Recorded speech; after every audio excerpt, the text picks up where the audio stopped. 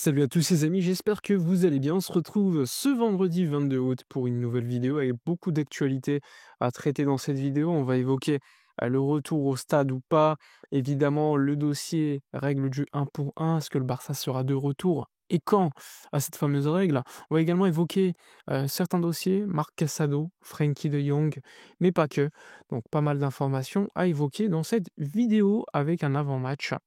Demain contre Levante, rappelez-vous, le Barça, à l'extérieur, affrontera cette équipe qui vient tout juste de monter en première division. Mais juste avant, petit instant promotion, profitez de mon partenaire maillot pour acquérir des maillots répliques de bonne qualité. Vous pouvez avoir des maillots vintage, des maillots, des t-shirts plus génériques, mais également des écharpes, des casquettes, des vestes, enfin bref, énormément de choses liées au club que vous supportez. Donc profitez-en, faites-vous plaisir. Il y a des codes promo en description de cette vidéo.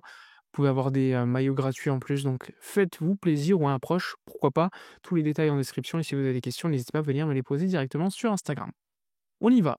On débute avec la vidéo de la journée, avec hier l'inspection effectuée par les dirigeants de l'UEFA afin de déterminer si le Barça jouera ou pas au Spotify Camp Nou lors du premier match de Ligue des Champions. Il faut savoir que selon les médias, le Barça aurait obtenu de l'UEFA le fait que le premier match se joue à l'extérieur, donc ça permet à Barcelone de gagner un petit peu de temps, sachant que comme vous le savez, eh bien, le FC Barcelone, en jouant à l'extérieur le premier match et en jouant le deuxième à domicile, il y a la trêve internationale, tu gagnes un petit peu de temps, tu peux, continuer à faire les travaux et à améliorer surtout les accès pour que les fans entrent. Comme vous le savez, l'idéal, c'est que le Barça, rapidement puisse, ouvrir le stade pour 27 000 personnes, puis 45 000, puis 60 000 et tout au long de l'année, les travaux continueront afin de pouvoir finir le fameux troisième étage, tant attendu.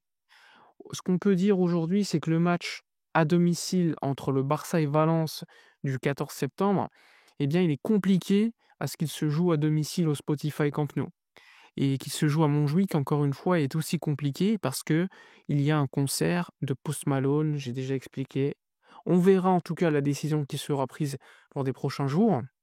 Mais on n'écarte pas que le Barça revienne en Ligue des Champions pour un match à domicile, vers le début octobre à Montjuïc et ensuite que le Barça joue en Ligue des Champions au Camp Nou. Il faut savoir que certes, il y a une règle qui te t'oblige à jouer toute, la phase de ligue dans le même stade.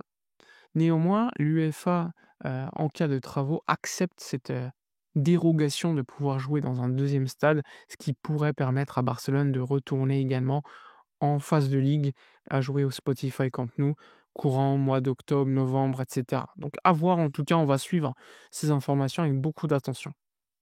Évoquons désormais le sujet, Casado. Comme vous le savez, parce qu'on peut expliquer le concernant, Flick s'est exprimé en conf de presse, il veut absolument le garder, il ne veut pas de départ de Marc Casado. On peut dire qu'il y a eu une réunion entre Deco et Casado, où il a été exprimé au milieu de terrain qu'il était derrière De Jong, Pedri, Gavi et que Marc Bernal était un pari du club. Donc pour lui, ce serait compliqué d'avoir du temps de jeu. Néanmoins, le joueur veut rester. Il veut rester à Barcelone et se battre pour des minutes. Il faut savoir que dans quelques semaines, son agent officiel deviendra Jorge Mendes. Jorge Mendes qui a déjà apporté une offre du Barça pour le Barça de Wolverhampton à hauteur de plus de 30 millions d'euros, offre qui n'a pas été acceptée. Le Barça estime qu'il va rester, mais en tout cas, lors du prochain mercato d'été l'année prochaine, le dossier Marc Casado redeviendra, à mon avis, un sujet qu'il faudra suivre avec beaucoup d'attention, parce que si cette saison, il ne joue pas les minutes qu'il veut, il est probable que l'été prochain, il redevienne un dossier mercato assez urgent. Donc c'est un sujet qu'on va également évoquer à ce moment-là. Il y a le dossier Frenkie de Jong. Comme vous le savez, il y a eu une première réunion de prise de contact entre les agents de Frenkie de Jong et également Deco, réunion qui s'est très bien déroulée. Néanmoins, aucune offre à ce moment-là avait été effectuée par le Barça pour le prolonger. Juste une discussion pour faire connaissance. Ce que je peux dire, c'est qu'hier, une offre officielle, écrite, a été envoyée de la part du FC Barcelone pour la prolongation de contrat de Frenkie de Jong. Maintenant, à voir si cette offre sera acceptée. Les détails de cette offre, je ne vais pas encore les expliquer publiquement sur ma chaîne YouTube, je l'ai fait sur ma page Actualité Barça sur Twitter dans la souscription. J'attends encore un petit peu avant de publier publiquement ces informations. Donc à voir, mais en tout cas, on est bien parti sur une prolongation de contrat du joueur néerlandais. Ce qui est important parce que Flick compte absolument sur lui. Ensuite, on peut également évoquer, le dossier, de l'avant-match contre Levante avec Robert Lewandowski qui devrait être bien disponible, mais pas titularisé. Donc il va recevoir demain l'autorisation médicale pour participer au match, mais il ne sera pas titulaire. Probablement Ferran Torres à ce poste de numéro 9. Il y a également, le fait que Gérard Martin et Wojciech Szczesny ne seront pas dispo normalement, hein, pour ce match, tout comme Ronny Bardghji. Pourquoi? Tout simplement parce que le Barça doit d'abord gérer, et concrétiser la fin et la rupture contrat de Oriol Romeu et les départs en prêt, d'Hector Fort et également d'Iñaki Peña. Ce qu'on peut dire, c'est qu'Iñaki Peña pourrait quitter le club, direction soit l'Italie, soit l'Espagne pour Gérone. Hector Fort, quant à lui, aurait une offre de prêt de West Ham, mais pas que, il y a également Côme qui est dessus. En tout cas, lors des prochains jours, une décision définitive sera prise et on pourra évoquer définitivement ce sujet. C'est important pour le Barça qui veut ensuite gérer l'inscription des joueurs cités précédemment. Maintenant, on va revenir à cette fameuse règle du 1 pour 1 avec des informations. Le Barça ne reviendra pas cet été à cette règle du 1 pour 1. Bon, on le savait.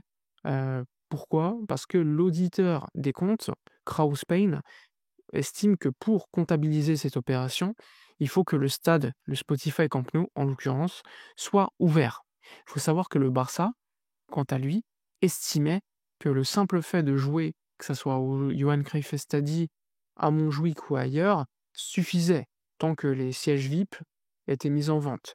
Eh bien, ce n'est pas l'opinion de Kraus Payne qui considère que c'est le Camp Nou qui doit être dispo, ouvert au public, avec ses sièges VIP mis en vente, et non pas un autre stade. Donc c'était une, on va dire, guerre entre guillemets d'opinion entre Kraus Payne et le Barça, mais à la fin c'est Kraus Payne qui décide, c'est l'auditeur de compte qui est indépendant, qui a fait le choix de considérer que l'opération ne sera pas comptabilisée tant que le stade n'est pas ouvert.